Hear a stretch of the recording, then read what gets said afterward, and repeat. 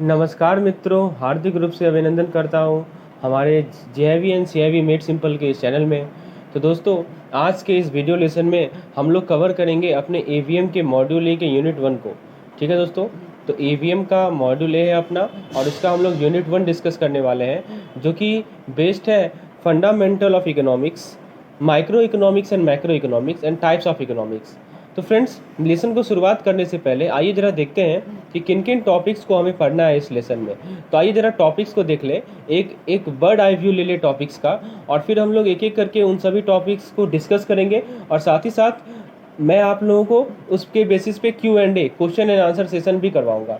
तो देखिए, सबसे पहला जो टॉपिक है अपना, वो है फंडामेंटल ऑफ इकोनॉमिक्स, यानी इकोनॉमिक्स होता क्या है। इकोनॉमिक्स में डिफरेंट राइटर्स जो हैं, डिफरेंट ऑथर्स जो हैं, वो क्या बताए हैं, उनका क्या थ्योरी है, उसके बारे में समझना है।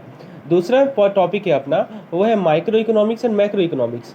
तो बेसिकली आपको ये समझना है कि ये जो अपने माइक्रो इकोनॉमिक्स और मैक्रो इकोनॉमिक्स होते हैं, इसके बीच में डिफरेंस क्या है, what is the difference between micro economics and micro economics. And the third topic is, our third topic is types of economics. So what are the various types of economics? So we will learn, हम लोग समझेंगे कि आपको पता होगा दोस्तों कि एक होते हैं हमारे मार्केट इकोनॉमी, ठीक है, एक होते हैं हमारे कैपिटलिस्ट कमांड इकोनॉमी, और एक होते हैं हमारे मिक्स्ड इकोनॉमी। तो हम लोग इन तीनों के बारे में डिस्कस करेंगे। तो फ्रेंड्स, मैं आपको जो भी टॉपिक पढ़ा रहा हूँ उसका मैं एमसीक्यूज भी करवाऊंगा, तो दोस्तों अंतिम तक बने रहिएगा। चलिए दोस्तों, शुरुआत करते हैं अपने इस वीडियो लेसन को अपने पहले टॉपिक के साथ, कि सबसे पहले हम लोग फंडामेंटल ऑफ इकोनॉमिक्स को समझते हैं। ठीक है दोस्तों, so let understand what is the fundamental of economics. So दोस्तों, सबसे पहले समझते हैं कि ये इकोनॉमिक्स का मीनिंग क्या है। ये जो वर्ड है दोस्तों, इकोनॉमिक्स, तो आइए दोस्तों जरा समझते हैं कि what is the meaning of this term economics. तो जहाँ तक बात है इकोनॉमिक्स की, तो यदि इकोनॉमिक्स वर्ड को आप तोड़ें, तो बेसिकली इकोनॉमिक्स वर्ड डिराइव हुआ है ओकियोनोमिया से। कौन सा वर्ड है दोस्तों, इस वर्ड को मैं बताता हूँ। ये वर्ड है ओकियो, OIKONOMIA। ठीक है, ये इस वर्ड से डिराइव हुआ है ये हमारा इकोनॉमिक्स। और जहाँ तक बात है ओकियोनोमिया की, तो इसको फर्दर आप दो पार्ट में डिवाइड कर सकते हैं। अब वो दो पार्ट क्या है, ये जरा देखते हैं। तो एक पार्ट है अपना, इस ओकियो में एक पार्ट है ओकियोज। क्या है दोस्तों, ओकियोज। ठीक है, और जो दूसरा पार्ट है वो है अपना नीमिन। ठीक है, क्या है दोस्तों, NEMIEN। तो बेसिकली ये जो अपना ओकियोनोमिया वर्ड है वो ग्रीक वर्ड है। ठीक है, ये कैसा वर्ड है, ग्रीक वर्ड है। तो ओकियोस और निमिन, अब ओकियोस का मीनिंग मैं बता देता हूँ आपको। तो ये जो ओकियोस है दोस्तों, ओकियोस का मीनिंग होता है, ओकियोस का मीनिंग है दोस्तों हाउस। ओकियोस का मीनिंग क्या है, हाउस। ठीक है, और जो अपना निमिन है, इसका मीनिंग क्या है दोस्तों, इसका मीनिंग है मैनेजमेंट। ठीक है, इसका क्या मीनिंग है, इसका मीनिंग है मैनेजमेंट। ठीक है दोस्तों, तो आप देख सकते हैं कि ये जो कुल मिलाकर यदि हम इन दोनों वर्ड को यदि हम कंपाइल करें, तो आप ये कर सकते हैं कि आप इकोनॉमिक्स में करते क्या हो, आप इकोनॉमिक्स में मैनेज कर रहे हो। किसका मैनेजमेंट कर रहे हो दोस्तों, आप इकोनॉमिक्स में मैनेजमेंट कर रहे हो किसका, हाउस होल्ड का, मैनेजमेंट ऑफ हाउस होल्ड। ठीक है दोस्तों, मैनेजमेंट ऑफ हाउस होल्ड, आप किसे मैनेज कर रहे हो, आप हाउस होल्ड को मैनेज कर रहे हो। तो ये बस इतना ही नहीं है दोस्तों, हाउस होल्ड को तो आप मैनेज कर रहे हो, लेकिन आपके पास क्या है, कंस्ट्रेंट क्या है दोस्तों, कि आपके पास फंड का लिमिटेड है, विथ लिमिटेड फंड। ये कीवर्ड है। आप बार बार, मैं जो भी आपको राइटर के बारे में बताऊंगा, तो आप ये वर्ड बार बार नोटिस करोगे कि क्या कीवर्ड है, यहाँ पे ध्यान रखना है, विथ लिमिटेड फंड। ठीक है दोस्तों, तो आपको ये ध्यान रखना है। तो ये आपको कुछ बेसिक कंसेप्ट है इकोनॉमिक्स के बारे में, जो कि मैंने आपको बताया। आपको अभी समझ में आ गया इकोनॉमिक्स का मीनिंग क्या है। चलिए, अब हम लोग नेक्स्ट स्लाइड पे चलते हैं और ज़रा समझते हैं कि जो इकोनॉमिक्स का डेफिनेशन है वो किसने क्या क्या दिया। चलिए दोस्तों, शुरू नेक्स्ट स्लाइड पे चलते हैं और समझते हैं कि इकोनॉमिक्स का डेफिनेशन किसने क्या दिया। तो हेडिंग देते हैं दोस्तों अपना, डेफिनेशन ऑफ इकोनॉमिक्स। ठीक है, अपना हेडिंग है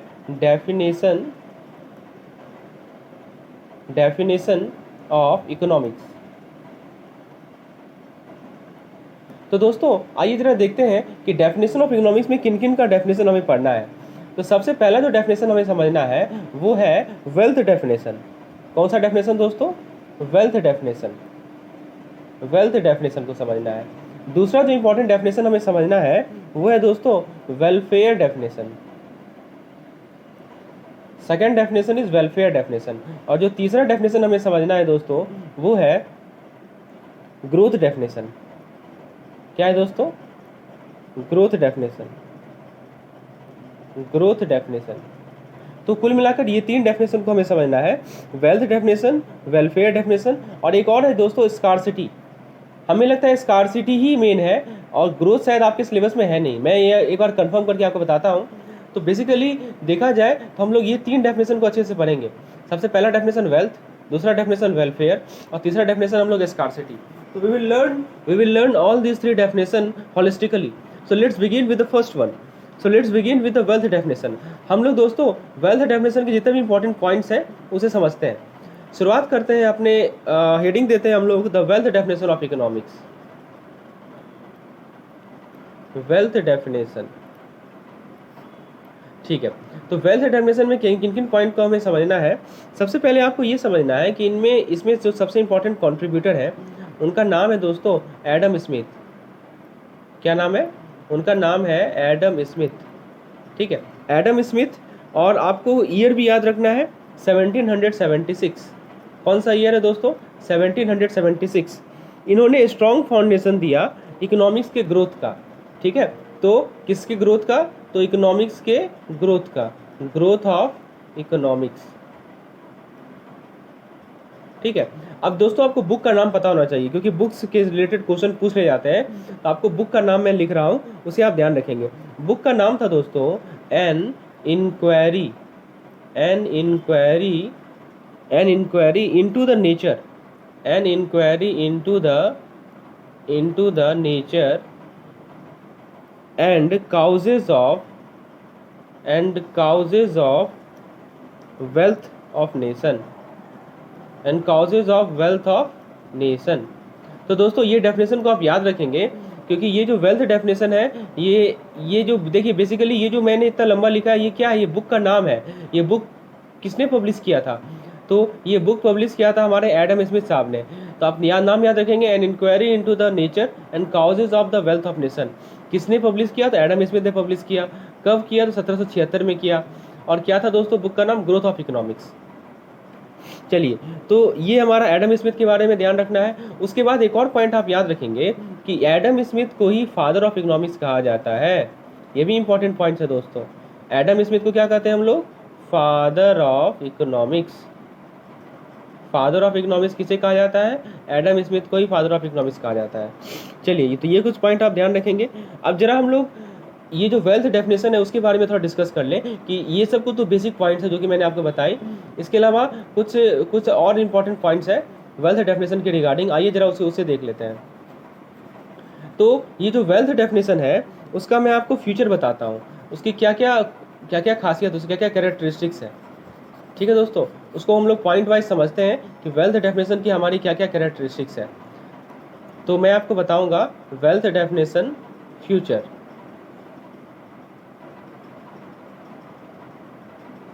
तो सबसे पहला पॉइंट है, the first point is the wealth definition का फ्यूचर क्या है कि इसमें ये कहा गया है कि जो इकोनॉमिक्स है, जो economics is the study of wealth only. क्या कहा गया है दोस्तों? इकोनॉमिक्स जो है वो केवल वेल्थ का ही स्टडी है। ये पॉइंट याद रखिएगा, ठीक है, ये कहा गया है। उसके बाद सेकंड पॉइंट है अपना, सेकंड पॉइंट में क्या कहा गया है एक वेल्थ डेफिनेशन में कि इट मतलब कि मैं वेल्थ का डेफिनेशन की बात कर रहा हूँ। It study only material goods. तो दोस्तों इसमें हम लोग केवल मटेरियल गुड्स का ही स्टडी करते हैं। ये हम लोगों ने, ये हमारे एडम स्मिथ साहब ने कहा था। अब मटेरियल गुड्स का मतलब क्या हुआ? टेंजिबल, ठीक है दोस्तों। जब मैं मटेरियल गुड्स बोल रहा हूँ तो आप समझेंगे कैसा गुड्स? तो टेंजिबल गुड्स। आपको पता होगा दोस्तों, एक होता है टेंजिबल, एक होता है इनटेंजिबल। तो हम लोग जब मटेरियल गुड्स का बात कर रहे हैं तो हम लोग कैसा गुड्स लेंगे? केवल टेंजिबल गुड्स लेंगे, ठीक है। उसके बाद थर्ड पॉइंट है इसके रिगार्डिंग।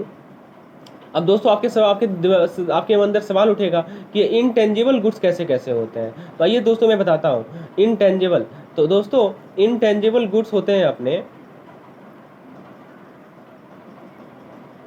इंटेंजिबल गुड्स, तो जैसे मान लीजिए कि आप एयर हो गया, ठीक है, एयर, फिर आप मान लो कि जैसे सनसाइन हो गया, एयर सनसाइन, ठीक है। उसके अलावा आप मान लो कि कोई सर्विस दे रहे हो आप, ठीक है, सर्विस प्रोवाइडर होते हैं तो सर्विस, ठीक है। तो इनके द्वारा क्या कहा गया कि जो इंटेंजिबल गुड्स है हमारे, जैसे एयर हुए, सनसाइन हुए, सर्विसेज हुए, it does not create wealth. ये ध्यान रखिएगा दोस्तों, क्या कहा इन्होंने कि ये जो इंटेंजिबल गुड्स हैं ये वेल्थ को क्रिएट ही नहीं करते हैं, it does not create wealth, ठीक है। तो ये 3 पॉइंट आपको ध्यान रखनी है, ठीक है दोस्तों। और चौथा पॉइंट है जो कि आप मिला जुला के यही है, वो ये कहता है कि इसमें ये कहा गया है कि चेंज इन वेल्थ, यदि वेल्थ आपका चेंज हो रहा है, ठीक है, तो change in wealth, change in wealth का मतलब हुआ कि आपका आप इकोनॉमिकली डेवलप हो रहे हो, ठीक है दोस्तों, आप इकोनॉमिकली क्या हो रहे हो, डेवलप हो रहे हो। तो दोस्तों ये 4 पॉइंट है, एक बार मैं फिर से आपको रिकॉल करा दूं, तो आप चारों पॉइंट का यदि सार सुनेंगे, यदि आप चारों पॉइंट को देखें एक बार, तो आप एक चीज़ कॉमन चीज़ पाएंगे कि इसमें वेल्थ की ही बात की जा रही है। देख सकते हैं पहला पॉइंट में लिखा हुआ है economics is the study of wealth only. और कैसा वेल्थ, वेल्थ में कैसा गुड्स आएगा, तो केवल मटेरियल गुड्स ही आएगा। मटेरियल गुड्स कैसा, तो टेंजिबल गुड्स आएगा। जो हमारे इनटेंजिबल गुड्स है, चाहे वो एयर हो, सनसाइन हो, सर्विसेज हो, ये वेल्थ को क्रिएट ही नहीं करते हैं। और दोस्तों लास्ट पॉइंट में कहा गया है कि यदि आपका वेल्थ चेंज हो रहा है तभी आप इकोनॉमिकली डेवलप हो रहे हो। तो आपको समझ में आया कि इसका क्या क्या फीचर है अपने वेल्थ डेफिनेशन का। चलिए, तो ये हम लोगों ने समझ लिया। अब जरा समझते हैं कि वेल्थ डेफिनेशन का क्या क्या क्रिटिसिज्म है, ठीक है दोस्तों, शॉर्ट में समझते हैं, ज़्यादा हमें डिटेल में जाना नहीं है। तो हम लोग जरा वेल्थ डेफिनेशन के क्रिटिसिज्म को समझते हैं। So let's study what are the criticism of wealth definition. Criticism of wealth definition, ठीक है दोस्तों। चलिए शुरुआत करते हैं, समझते हैं पॉइंट्स को।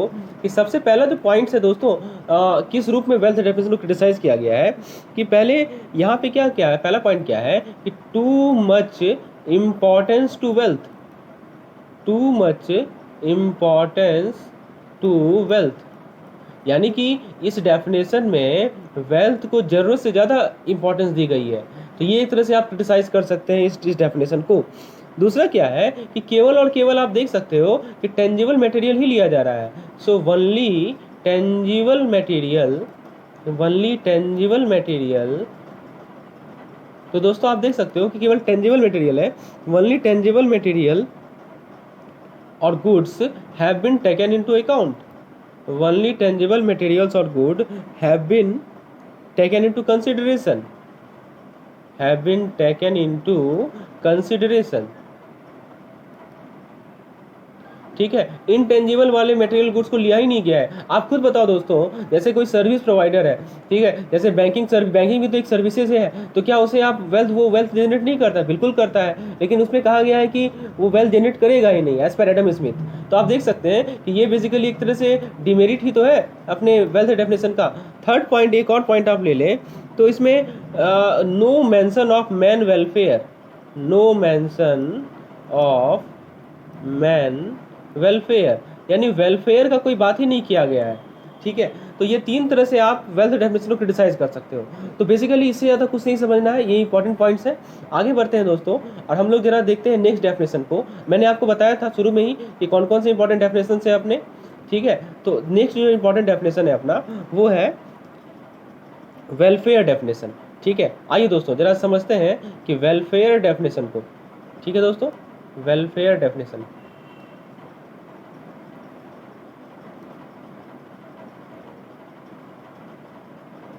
वेलफेयर डेफिनेशन,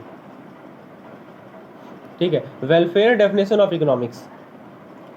तो वेलफेयर डेफिनेशन ऑफ इकोनॉमिक्स में पहले समझना ये है कि किसके द्वारा दिया गया था। तो आपको पता होगा दोस्तों, ये मार्शल, ठीक है, किसके द्वारा दिया गया है, मार्शल के द्वारा दिया गया है, ठीक है।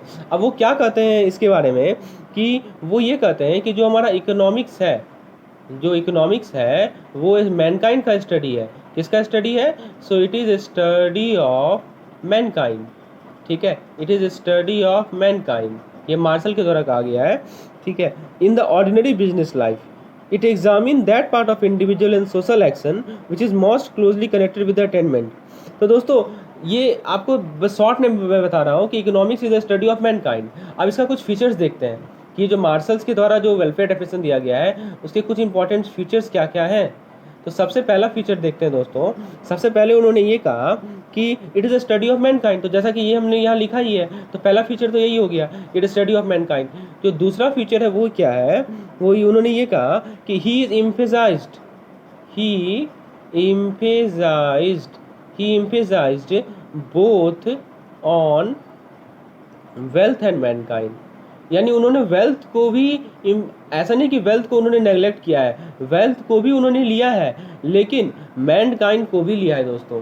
तो he emphasised both on wealth and mankind, तो ये आपको ध्यान रखना है। तीसरा पॉइंट है जो हम लोग फीचर डिस्कस कर रहे हैं अपने वेलफेयर डेफिनेशन का, कि इसमें तीसरा पॉइंट क्या है कि उन्होंने स्टडी किया है किसका, उन्होंने स्टडी किया है study of ordinary business of life, ordinary business of life, study of ordinary business of life. ठीक है दोस्तों, तो यानी कि जो हमारा ऑर्डिनरी बिजनेस ऑफ लाइफ है उसका स्टडी उन्होंने किया है। ठीक है, तो ये 3 पॉइंट्स आप ध्यान रखेंगे जो हमारे वेलफेयर डेफिनेशन है उसके कुछ फीचर्स हैं। आइए दोस्तों अब हम लोग जरा क्रिटिसिज्म को देखते हैं कि मार्शल के द्वारा ये जो डेफिनेशन दिया गया वेलफेयर डेफिनेशन, ये किस किस रूप में गलत है, किस किस रूप में इसका डिमेरिट्स क्या है, इसको किस रूप में क्रिटिसाइज किया गया, आइए जरा देखते हैं। तो हेडिंग देंगे हम लोग क्रिटिसिज्म, क्रिटिसिज्म। ठीक है, हम लोग वेलफेयर डेफिनेशन का क्रिटिसिज्म देख रहे हैं। तो सबसे पहला क्रिटिसिज्म है कि यहाँ पे जो देखिए इस पार्टिकुलर डेफिनेशन में ना एक हमारा तरफ है इकोनॉमिक एक्टिविटीज़ और एक है हमारा नॉन इकोनॉमिक एक्टिविटीज़। तो इसके बीच में डिफ्रेंसिएशन जो है वो क्लियर नहीं है। तो दोस्तों जरा मैं बताता हूँ कि आप ऐसे समझिए कि डिफ्रेंसिएशन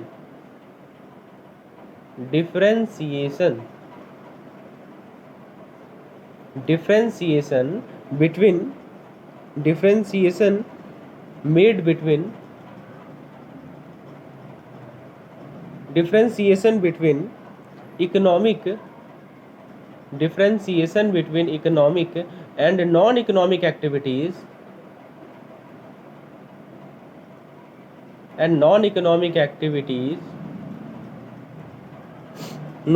activities is impractical।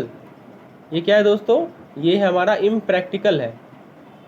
ठीक है, यानी जो डिफरेंशिएशन किया गया है इकोनॉमिक और नॉन इकोनॉमिक एक्टिविटीज़ में वो इम्प्रैक्टिकल है और दोस्तों वो इलॉजिकल भी है।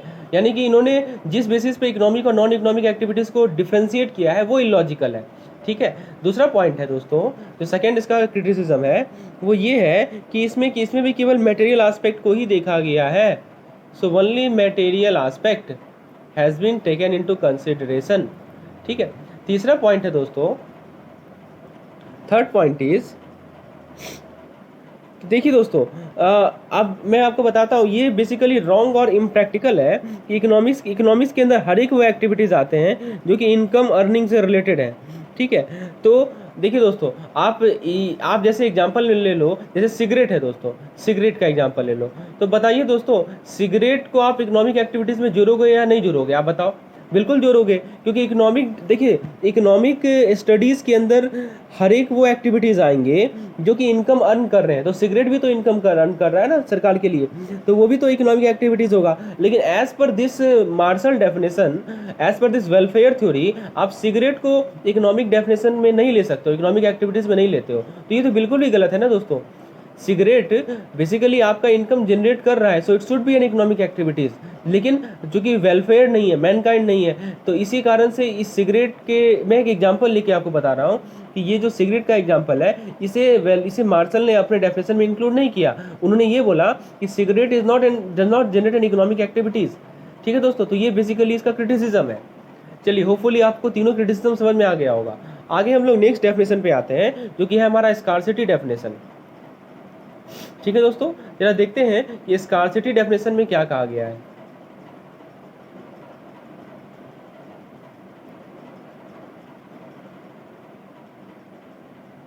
स्कार्सिटी डेफिनेशन, तो दोस्तों स्कार्सिटी डेफिनेशन किसके द्वारा दिया गया, आइए पहले देख लेते हैं। तो स्कार्सिटी डेफिनेशन दिया गया लॉर्ड रॉबिन्स के द्वारा।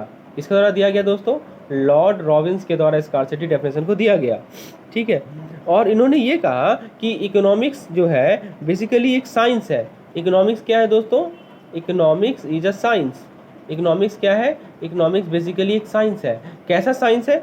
जो कि ह्यूमन बिहेवियर को स्टडी करता है, study of human behaviour, study of human behaviour.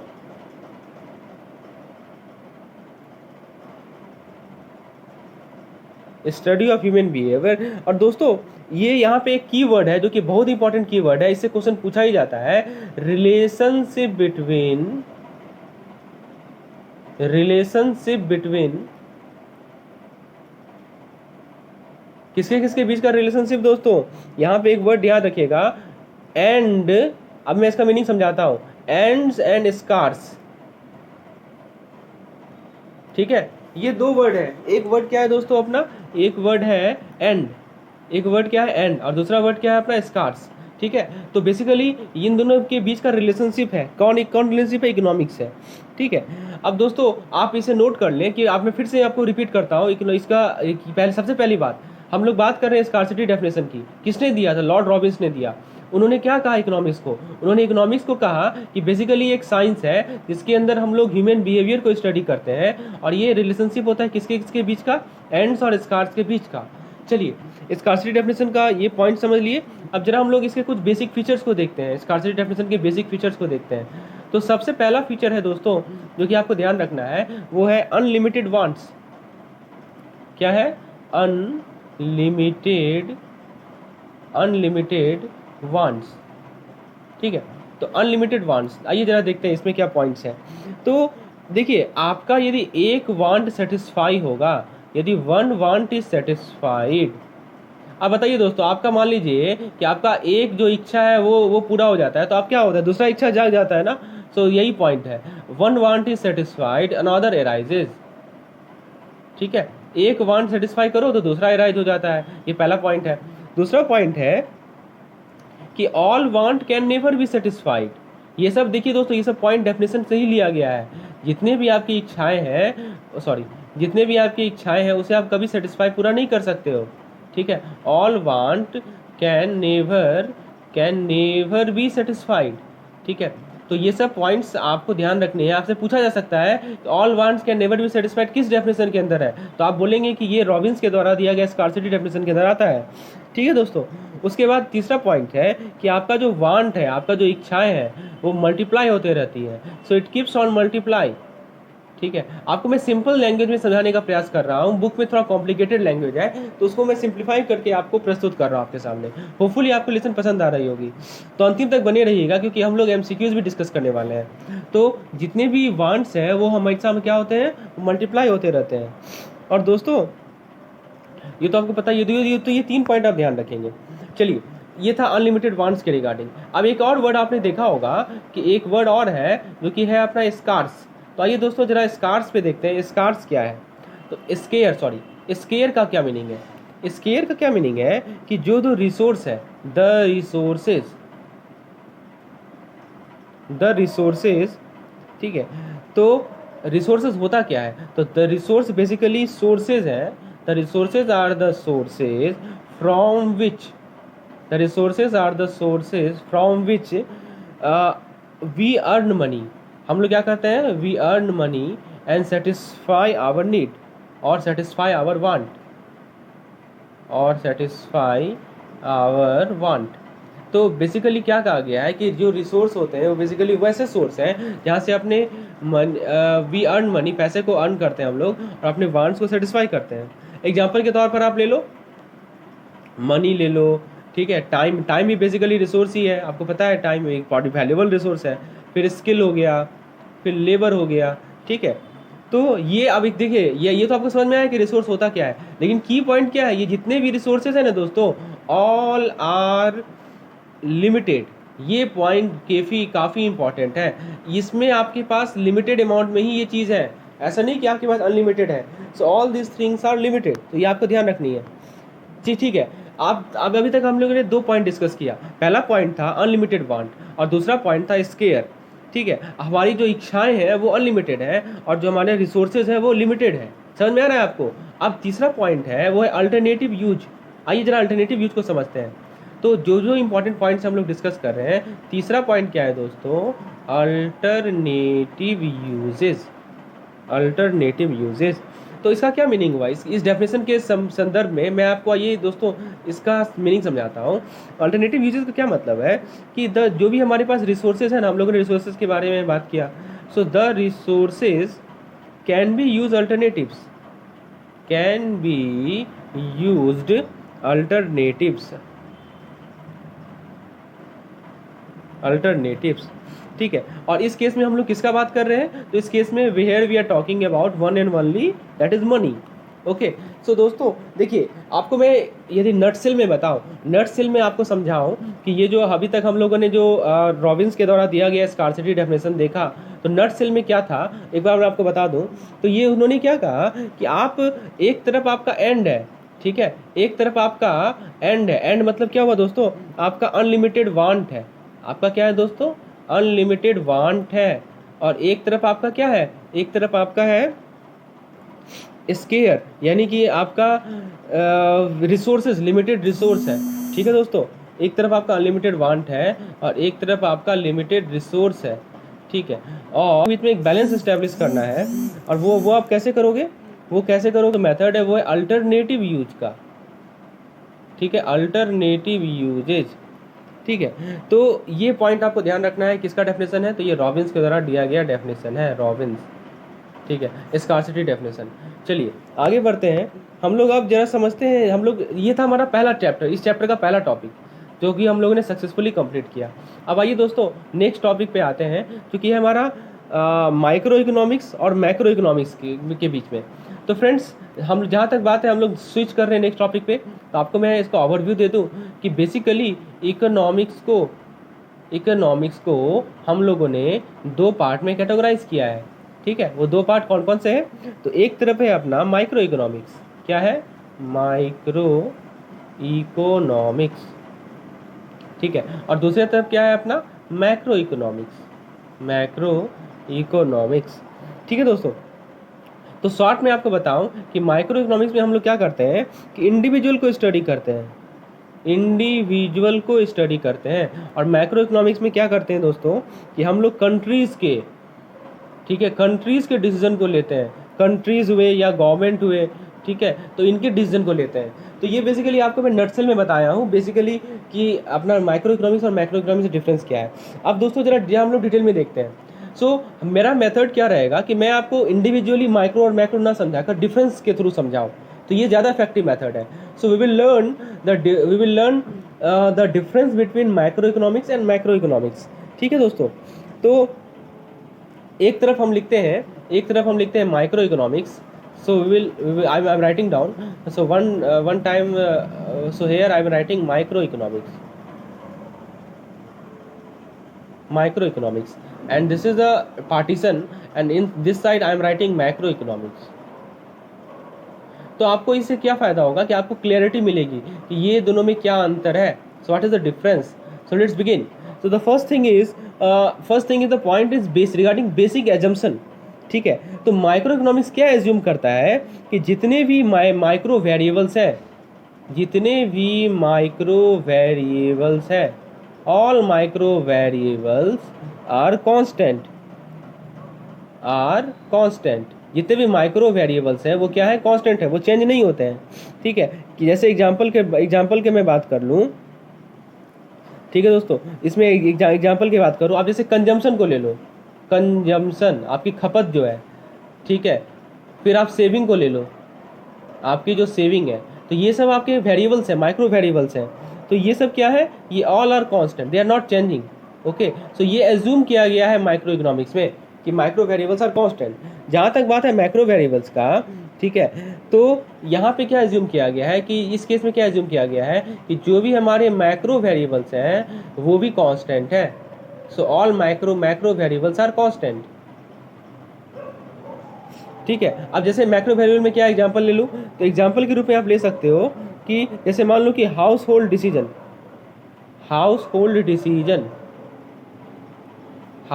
Decision, ठीक है। जैसे आप एग्जांपल ले सकते हो, ये सब किसी हाउस होल्ड डिसीजन हुआ या किसी फर्म का डिसीजन हुआ, तो ये जो वेरिएबल्स है वो कांस्टेंट रहेंगे। तो ये एक पॉइंट आपको ध्यान रखना है। दूसरा पॉइंट मैं बताऊँ आपको कि इसके बीच का डिफरेंस का दूसरा पॉइंट मैं आपको समझाता हूँ।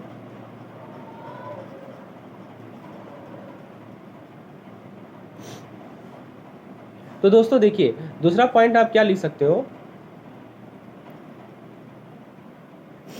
सेकेंड पॉइंट इज कि माइक्रो इकोनॉमिक्स हमारा इकोनॉमिक थ्योरी का वो एक्टिविटीज़ है जो कि इंडिविजुअल यूनिट को स्टडी करता है। इट स्टडीज, ठीक है, ये काफ़ी इंपॉर्टेंट पॉइंट है। Individual unit, it studies individual unit.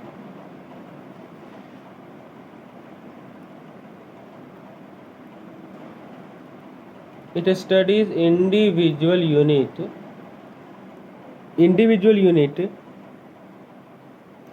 of an economy। तो किसी भी अर्थव्यवस्था का इंडिविजुअल यूनिट को कौन स्टडी करता है? Micro economics. अब जरा बात कर ले हम लोग मैक्रो इकोनॉमिक्स का। तो दोस्तों मैक्रो इकोनॉमिक्स किसको स्टडी करता है? तो जैसा कि मैंने बताया है कि मैक्रो इकोनॉमिक्स जो है वो इकोनॉमिक्स के एग्रीगेट को स्टडी करता है। तो ये की वर्ड है, मैं इसको आपको सामने प्रस्तुत कर रहा हूँ। तो ये जो अपना मैक्रो इकोनॉमिक्स है वो किसको स्टडी करता है? It studies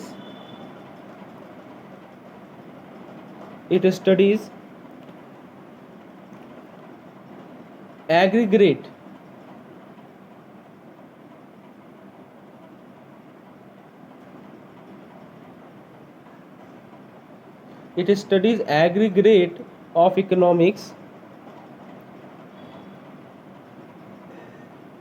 as whole. ठीक है दोस्तों, तो ये ध्यान रखना है। यहाँ पे कीवर्ड क्या है मैं बता दूं, कीवर्ड है यहाँ पे इंडिविजुअल और यहाँ पे कीवर्ड क्या है? एग्रीगेट। ठीक है, तो ये बेसिक डिफरेंस है हमारा माइक्रो इकोनॉमिक और मैक्रो इकोनॉमिक में। थर्ड डिफरेंस की यदि मैं बात करूँ, थर्ड पॉइंट आपको मैं समझा दूँ, तो थर्ड पॉइंट क्या है? थर्ड पॉइंट है अपना कि जो हमारा माइक्रो इकोनॉमिक्स है, माइक्रो इकोनॉमिक्स को आप लोग प्राइस थ्योरी भी कहते हो। क्या कहते हो? It is also called price theory. ठीक है, ये ध्यान रखना है। और ज़रा बात कर ले हम लोग ये मैक्रो इकोनॉमिक्स का। तो मैक्रो इकोनॉमिक्स को बताओ क्या कहते हो दोस्तों आप? तो मैक्रो इकोनॉमिक्स को आप लोग कहते हो इनकम एंड एम्प्लॉयमेंट थ्योरी। ठीक है, क्या कहते हो इसे आप कहते हो इनकम एंड एम्प्लॉयमेंट थ्योरी। दोस्तों अंतिम तक बने रहिएगा क्योंकि जितना भी पॉइंट मैं समझा रहा हूँ सबसे रिलेटेड मैं आपको एमसीक्यूज करवाने वाला हूँ इसी लेसन में। तो फ्रेंड्स आपके लिए काफ़ी बेनिफिशियल होगा ये लेसन यदि आप अंतिम तक बने रहेंगे तो। ठीक है, चलिए, होपफुली आप लेसन को एंजॉय कर रहे होंगे। आगे जो ये हमारा थर्ड पॉइंट था, ठीक है, थर्ड डिफरेंस था। चौथा डिफरेंस देखते हैं दोस्तों। तो माइक्रो इकोनॉमिक्स प्राइस थ्योरी है और मैक्रो इकोनॉमिक्स अपना इनकम एंड एम्प्लॉयमेंट थ्योरी है। चौथा डिफरेंस मैं कुछ एग्जाम्पल लाता हूँ आपके सामने। ठीक है, मैं कुछ एग्जांपल देता हूँ आपको माइक्रो इकोनॉमिक्स का और मैक्रो इकोनॉमिक्स का, क्योंकि काफ़ी क्वेश्चन पूछे जाते हैं एग्जांपल से। आपको पता होगा एग्जांपल से काफ़ी क्वेश्चन पूछे जाते हैं अपना माइक्रो इकोनॉमिक्स और मैक्रो इकोनॉमिक्स का। तो चलिए दोस्तों देखते हैं। बेसिकली आप यदि ले लो एग्जाम्पल के रूप में माइक्रो इकोनॉमिक साइड में, तो इंडिविजुअल इनकम को आप ले सकते हो, या यदि आप इंडिविजुअल आउटपुट को ले सकते हो, इंडिविजुअल आउटपुट। ठीक है, तो ये हमारा माइक्रो इकोनॉमिक साइड में आएगा। और मैक्रो इकोनॉमिक साइड में क्या आएगा दोस्तों? मैक्रो इकोनॉमिक साइड में आएगा अपना नेशनल इनकम। ठीक है, यहाँ पे हम लोग ब्रॉड लेवल में बात कर रहे हैं नेशनल इनकम, या आप बात कर लो नेशनल आउटपुट की। ठीक है, नेशनल आउटपुट। तो आपको समझ में आ रहा होगा कि क्या बेसिक डिफरेंस है माइक्रो और मैक्रो इकोनॉमिक्स में। ठीक है दोस्तों, चलिए, तो ये आपको चौथा पॉइंट था। फिफ्थ पॉइंट देखते हैं। फिफ्थ पॉइंट दोनों के बीच का इंपॉर्टेंट डिफरेंस देखते हैं दोस्तों। फिफ्थ डिफरेंस है अपना कि जो हमारा माइक्रो इकोनॉमिक्स है उसका कौन कौन सा टूल्स है, कौन कौन से टूल हम लोग लेते हैं माइक्रो इकोनॉमिक्स में। ठीक है, तो माइक्रो इकोनॉमिक साइड में जो अपना टूल्स है वो है, इस साइड में जो टूल्स है अपना वो है डिमांड एंड सप्लाई। कौन सा टूल है? डिमांड एंड, आपका दूसरा जो टॉपिक है, दूसरा चैप्टर जो है वो इसी पे तो बेस्ड है। ठीक है, डिमांड एंड सप्लाई आपको पता है ना, जो अपना दूसरा चैप्टर हम लोग डिस्कस करेंगे वो डिमांड एंड सप्लाई पे भी है। ठीक है, और यहाँ पे जो इसका मैक्रो इकोनॉमिक्स में जो टूल है वो है aggregate demand and supply, aggregate demand and supply and aggregate supply. ठीक है, तो ये आपको ध्यान रखनी है। चलिए उसके बाद ये पॉइंट्स कंप्लीट हो गया। उसके बाद कुछ इंपॉर्टेंट पॉइंट्स मैं आपको बता दूं। इसके अलावा जो ध्यान रखनी है, दोनों के बीच में हम लोगों ने 5 डिफरेंस देखे, होपफुली आपको समझ में आ गया होगा। चलिए आगे देखते हैं कि आपको एक एक एक इकोनॉमिक्स का नाम याद रखना है। इकोनॉमिक्स का नाम है मैनार्ड केन्स। क्या नाम है? Maynard Keynes. इनका क्या कॉन्ट्रीब्यूशन है कि इनका बुक का नाम है जनरल, ये पूछ लिया जाता है क्वेश्चन इसलिए मैं आपको बता रहा हूँ, general theory of employment. General theory of employment, general theory of employment interest, general theory of employment interest and money. ठीक है, तो कभी कभी पूछ लिया जाएगा कि इनका बुक का नाम, ये बुक किसने लिखा है, तो बुक याद रखिए नाम, general theory of employment interest and money किसके द्वारा लिखा गया है? मैनार्ड केन्स के द्वारा लिखा गया है। ठीक है दोस्तों, तो ये आपको ध्यान रखना है। इसके अलावा एक और पॉइंट ध्यान रखेंगे आप, एक और पॉइंट क्या ध्यान रखेंगे कि आपसे पूछ लिया जाएगा कि जो हमारे मैक्रो इकोनॉमिक्स हैं उसके क्या क्या इंडिकेटर्स हैं। हम बात कर रहे हैं किसका? मैक्रो इकोनॉमिक्स का। ठीक है, तो मैक्रो इकोनॉमिक्स के हम बात कर रहे हैं किसका? इंडिकेटर्स। ठीक है, तो मैक्रो इकोनॉमिक्स के क्या क्या इंडिकेटर्स हैं? तो एक तो आप लिख लो जीडीपी। ठीक है, दूसरा आप लिख लो unemployment rate, unemployment rate, GDP हो गया, अनएम्प्लॉयमेंट रेट हो गया। फिर तीसरा आप लिख लो प्राइस इंडिसेस, प्राइस इंडिसेस। ठीक है, चौथा लिख लो इन्फ्लेशन। तो ये सब देखिए ऑब्जेक्टिव क्वेश्चन यहीं से बनते हैं, जो कि पॉइंट मैं आपको बता रहा हूँ। तो क्या क्या पॉइंट मैंने बताया आपको? एक तो बताया आपको जीडीपी, फिर अनएम्प्लॉयमेंट रेट, प्राइस इंडिसेस और इन्फ्लेशन। आगे हम लोग इन सभी के बारे में डिस्कस करेंगे दोस्तों।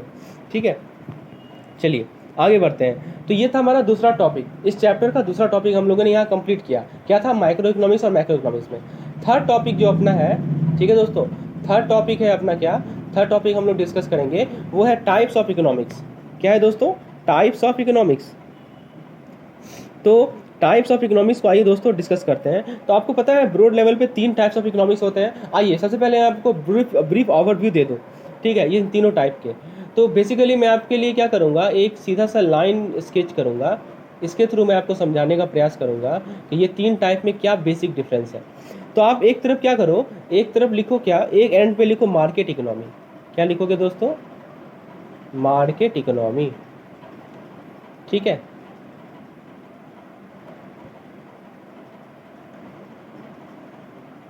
Market economy. ठीक है, आप बीच में लिखो मिक्स्ड इकोनॉमी। बीच में क्या लिखोगे?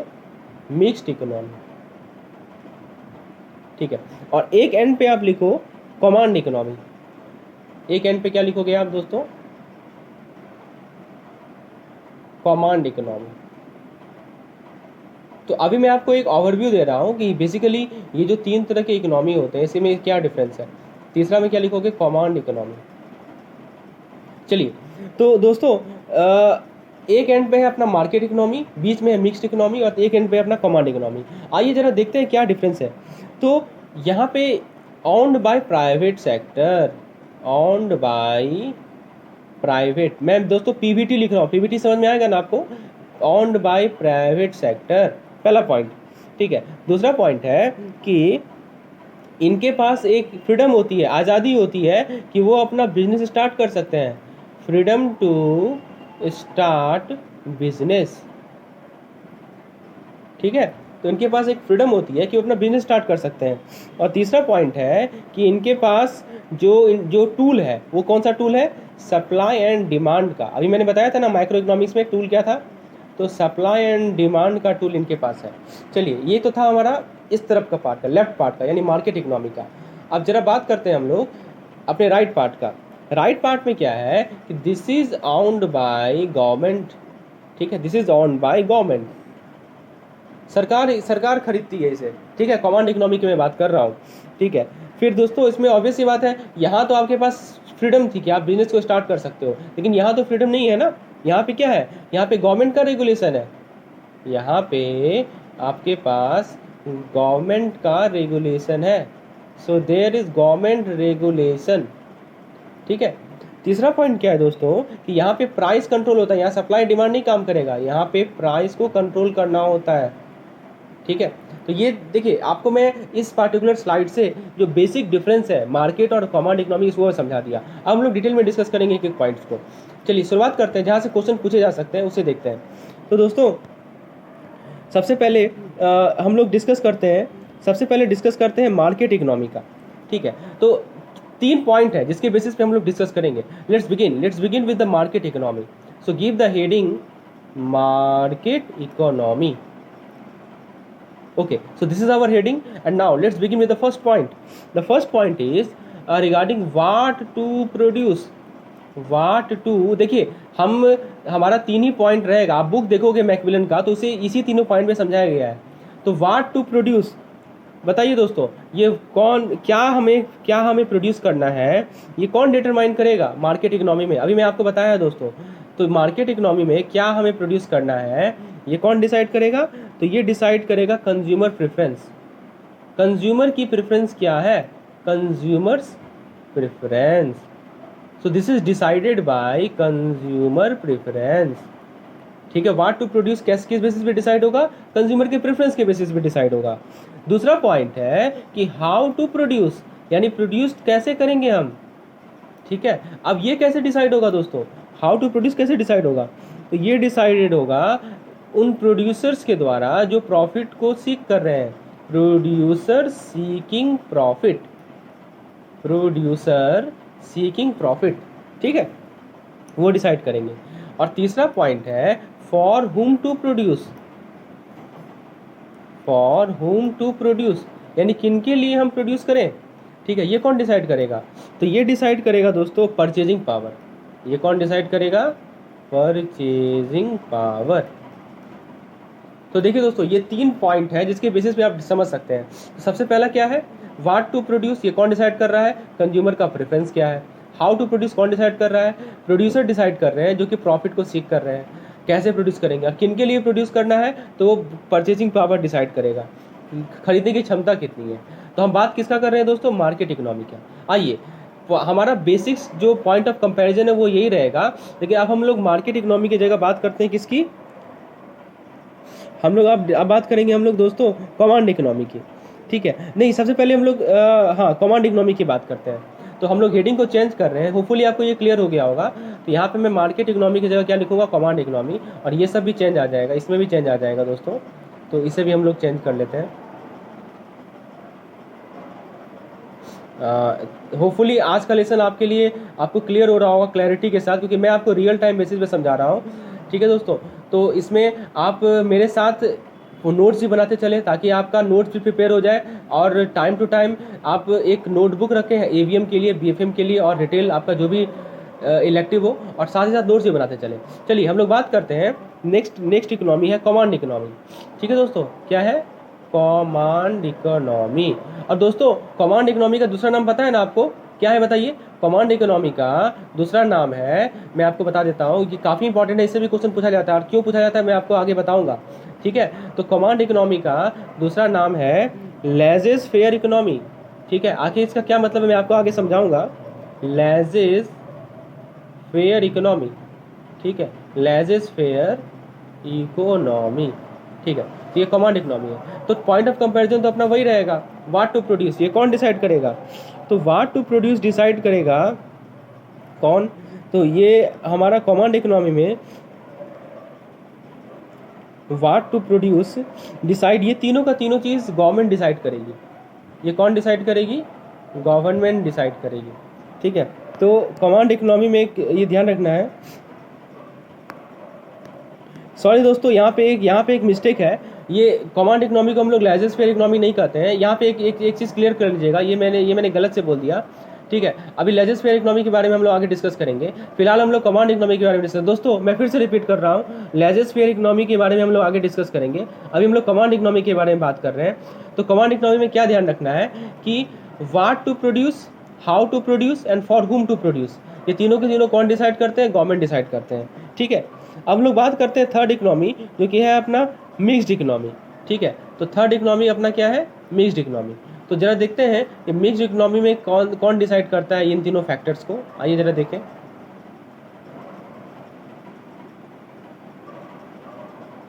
चलिए, तो मिक्स्ड इकोनॉमी को देखते हैं। मिक्स्ड इकोनॉमी, ठीक है, तो मिक्स्ड इकोनॉमी में व्हाट टू प्रोड्यूस, तो व्हाट टू प्रोड्यूस जो है दोस्तों, ये डिसाइड होगा कंज्यूमर प्रेफरेंस,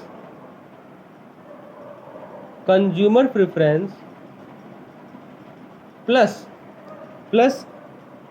गवर्नमेंट। तो मतलब देखिए, पार्टली कंज्यूमर प्रेफरेंस से और पार्टली गवर्नमेंट से।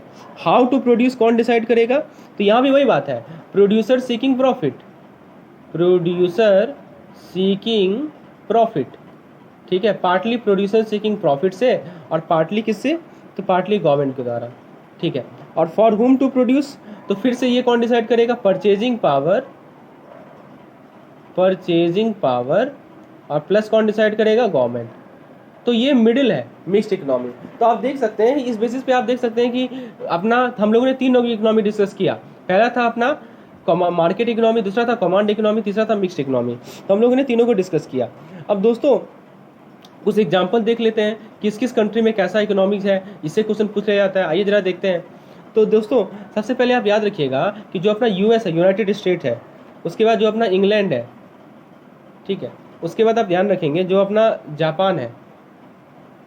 ठीक है, तो ये सब एग्जाम्पल्स है अपने मार्केट इकोनॉमी के। कैसे एग्जाम्पल है? Market economy. कैपिटलिस्ट इकोनॉमी भी इसे कहते हैं, इसका दूसरा नाम है कैपिटलिस्ट इकोनॉमी, पूंजीवाद, पूंजीवाद अर्थव्यवस्था। ठीक है, हिंदी में कहते हैं इसे हम लोग। उसके बाद दोस्तों कमांड इकोनॉमी की बात करें हम लोग, तो कमांड इकोनॉमी में एग्जाम्पल आता है चाइना, ठीक है, नॉर्थ कोरिया। उसके बाद आप बात कर लो सोवियत यूनियन, जो रसा है।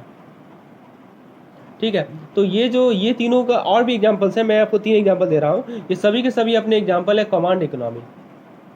और अपना देश बताइए, भारत किसका एग्जाम्पल है? तो भारत मिक्स्ड इकोनॉमी है, क्योंकि यहाँ पे दोनों को दिया गया, कम्युनिस्ट वाला भी है और अपना कैपिटलिस्ट वाला भी है। ठीक है, तो याद रखिएगा, ये जो चाइना है, नॉर्थ कोरिया है, सोवियत यूनियन है, ये कम्युनिस्ट वाला पार्टीज है। आपको पता है ना कम्युनिस्ट पार्टी के बारे में। तो इंडिया का जहाँ तक बात है, तो इंडिया कैसा है? Mixed economy. तो ये आप लोग ध्यान रखेंगे। चलिए, तो ये 3 पॉइंट्स आपको समझ में आ गए कि कैसे हम लोग डिफ्रेंशिएट करते हैं। अब दोस्तों मैं आपको समझाता हूँ लेजर फेयर इकोनॉमी के बारे में, जो कि अपना लास्ट टॉपिक है इस चैप्टर का। इसके बारे में दोस्तों, लेजर फेयर इकोनॉमी के बारे में। लेजर फेयर इकोनॉमी, इसे आइए समझते हैं अच्छे तरीके से। लेजर फेयर इकोनॉमी का मतलब क्या होता है? चलिए एक मिनट, इसे मैं थोड़ा सा इरेज करके ऊपर लिखता हूँ, क्योंकि मुझे यहाँ समझाना है। हम लोग बात कर रहे हैं लेजर फेयर इकोनॉमी के बारे में। लेजर फेयर इकोनॉमी, ठीक है। तो दोस्तों यहाँ पे लेजर फेयर इकोनॉमी में क्या होता है कि एक ऐसा इकोनॉमी है कि it restricts government intervention in the economy. ठीक है, ध्यान दीजिए, एक इंपॉर्टेंट पॉइंट्स में लिखिएगा, it restrict government intervention in the economy, यानी गवर्नमेंट को इंटरवीन करने से ये इकोनॉमी रोकती है। It restrict government intervention in economy, ये आपको पॉइंट ध्यान रखना है, पहला पॉइंट है। दूसरा पॉइंट आपको ध्यान रखना है, लेजर फेयर बेसिकली एक फ्रेंच वर्ड है। कैसा वर्ड है दोस्तों? कैसा वर्ड है? फ्रेंच वर्ड है। ठीक है, इस फ्रेंच वर्ड का मीनिंग होता है लेट्स गो। क्या मीनिंग होता है? Let's go, let's do, sorry let's go नहीं, लेट्स डू। इसे इरेज कर देता हूं मैं, लेट्स गो नहीं है दोस्तों, लेट्स डू, लेट्स डू। ठीक है, तो इसका मीनिंग है लेट्स डू।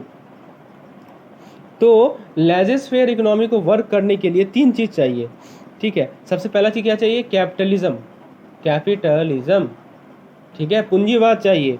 उसके बाद क्या चाहिए? इसे फ्री मार्केट इकोनॉमी चाहिए, गवर्नमेंट का इंटरवेंशन नहीं होना चाहिए दोस्तों।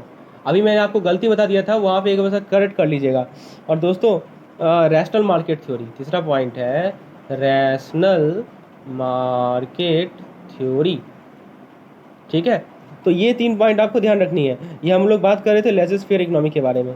तो फ्रेंड्स, जितने भी इंपॉर्टेंट पॉइंट्स है इस चैप्टर से रिलेटेड हम लोगों ने अभी तक डिस्कस कर लिए। इससे अलावा आपसे क्वेश्चन कहीं से भी नहीं आएगा, यही इंपॉर्टेंट पॉइंट्स हैं, यहाँ से क्वेश्चन आपके बन सकते हैं। ठीक है दोस्तों, तो फ्रेंड्स ये था हमारा आज का लेसन।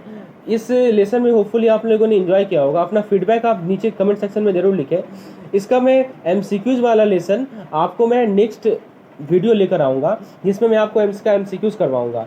एमसीक्यू के जितने भी इंपॉर्टेंट एमसीक्यूज़ है वो हम लोग डिस्कस करेंगे, ताकि आपका जो कंसेप्ट जो हम लोगों ने यहाँ देखा है वो क्लियर हो जाए।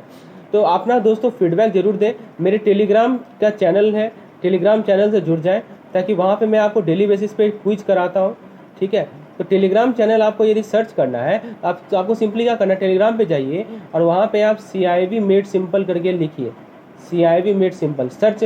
आपको पता है टेलीग्राम चैनल के टॉप में आपको सर्च आइकन दिखेगा, तो वहाँ पे आप CIB मेड सिंपल यदि लिखेंगे तो मेरे चैनल का लिंक आ जाएगा, आप उससे ज्वाइन हो जाइए। वहाँ पे मैं आपके साथ क्विज डिस्कस करूँगा और जो भी MCQs है वो आपको और जो भी रिसेंट अपडेट्स है वो आपको प्रोवाइड करूँगा।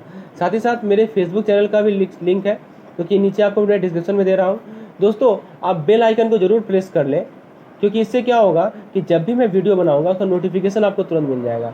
क्योंकि ये वीडियो ज़्यादा लंबा हो रहा है, इसीलिए मैं यहाँ पे इस वीडियो को यहीं पॉज कर रहा हूँ। जितने भी इंपॉर्टेंट पॉइंट्स हम लोगों ने ऑलरेडी डिस्कस कर लिए, और इसका मैं MCQ सेशन अगले वीडियो में लाऊंगा। होपफुली आपने लेसन को एंजॉय किया होगा। तो दोस्तों, एक लाइक ज़रूर कर दीजिएगा, चैनल को सब्सक्राइब कीजिए और कीप वॉचिंग एंड शेयरिंग।